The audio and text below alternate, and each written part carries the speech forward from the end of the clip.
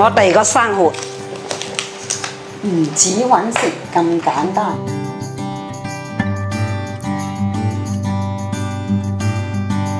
有時間同屋企人相處，發展所長，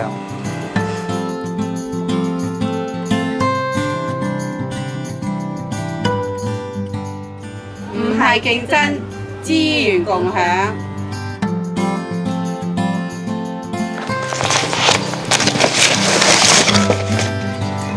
我哋得益，社會得益。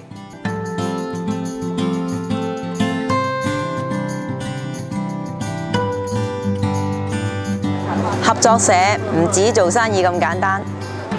我哋做得到，你都做得到，耶！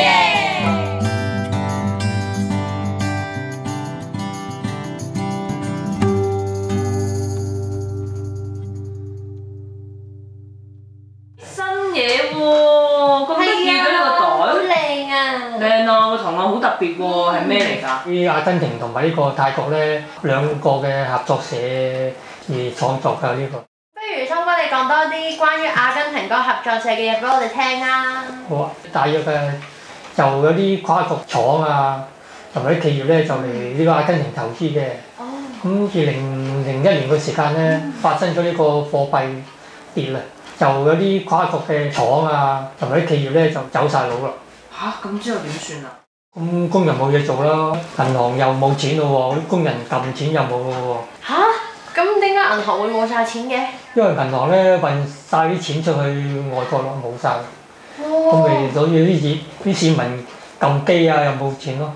嚇！老闆又走埋，啲錢又冇得撳，咁點算啊？咁唯有自己救自己咯。咁佢哋點樣自己救自己啊？嗰時咧有10幾個嘅工人咧，就自己即係諗到點樣揾啲布料啊，同埋嗰啲材料啊咁嚟自己。我有聽過係咪叫做12月20啊？係啦，但係佢哋仲好似佔領咗啲工廠，因為老闆走晒佬啦嘛，所以就佔用咗啲工廠，佢哋自己咧搞合作社係咪啊？即係佢有做咗出嚟，就可以有啲經濟咯。咁但係佢哋冇老闆㗎喎，咁點樣可以？就自己有啲人就去揾啲鋪頭啊，即係買料做衫啊或者咁咯。即係佢哋係一班工人自己互相之間就已經可以去分工，咁就唔使老闆啦。係啦，即係大家喺度諗咯，點樣做啊？一個袋啊，同埋衫啊咁樣。大家有啲識車㗎嘛，有啲識材嘅，有啲係識計數啊，咁你又識打理下嗰啲咁樣嘅，自己整咗一個合作社咁樣咯。佢冇晒資金，冇晒成咧，所以好佩服佢哋都十零個嘅女工。咁佢哋又冇老闆底下自己經營啦，即係話由車衣有嗰啲貨，跟住又要再自己接單賣出去，或者係直銷。哇！咁都又可以維持到生計喎，咁其實都幾好啊。雖然話冇老闆啫。係啊，咁佢又唔睇老闆面色咧，咁大家合作一條心咁去咧，做嘢都唔同嘅。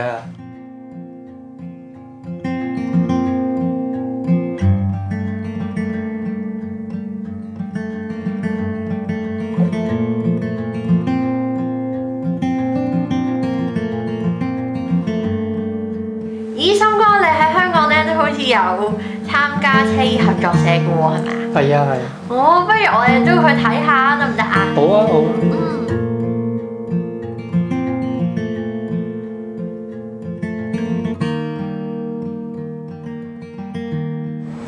嗰時就義務咁過嚟咧，即係車下嘢。嗰時我有嘢做開嘛。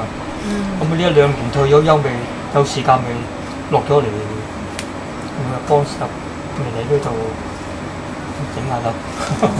後咧，我哋呢度咧，女工會嗰度開班啊嘛，開班教嘅，咁啊我咪參加咯。參加咗之後咧，就開始嘛一路學一路車，而且有興趣。你見到人車咧好特別咯，即係好開心咯，即係可以形成一個族版啦。依家都係跟阿森哥學嚟嘅，森哥好人嘅，冇鬧人嘅。唔識就問下三哥，佢又有心機教。合作社係嘅，合群咯，即係大家可以有咩學到啲嘢咯，有咩新嘅款啊，或者咩咁，我哋大家攞出研究下咁啊。咁研究咗出嚟有人歡迎咁咪開心咯，大家。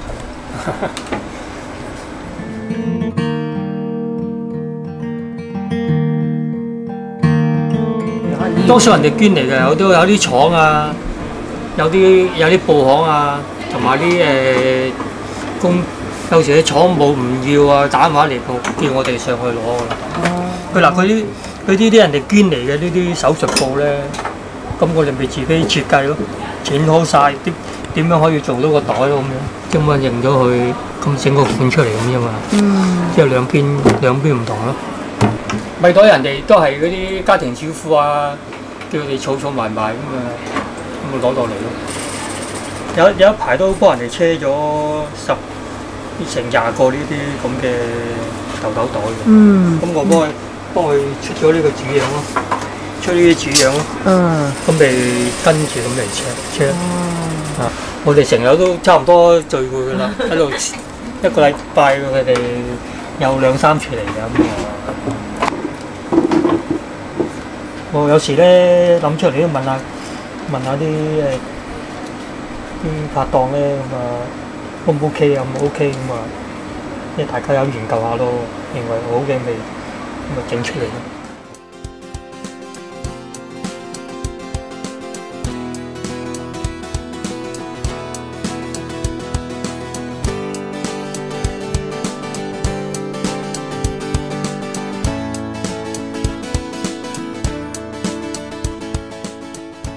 合作社咧唔係冇人去管理，而係咧每一個參與嘅社員都係要去參與去管理，佢哋咧都有責任咧，就係要去互相去提醒、互相去監察。咁所以咧，我哋覺得喺合作社入邊其實就唔會出現混亂嘅情況。你任何一個機構嘅或者大公司嘅管理都係靠一個制度㗎嘛。喺一個管理制度裏邊強調嘅就係分工、權同埋責。